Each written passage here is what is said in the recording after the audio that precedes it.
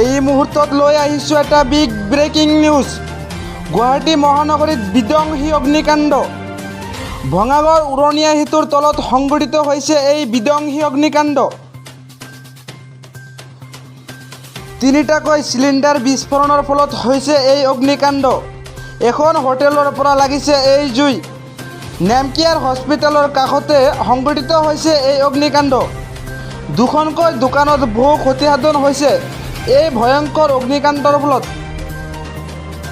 তিনিটাকৈ চিলিণ্ডাৰ বিস্ফোৰণৰ ফলত হৈছে এই অগ্নিকাণ্ড। এখন হোটেলৰ পৰা লাগিছে এই জুই। নেমকেয়াৰ হস্পিটেলৰ কাষতে সংঘটিত হৈছে এই অগ্নিকাণ্ড। দুখনকৈ দোকানত বহু ক্ষতিসাধন হৈছে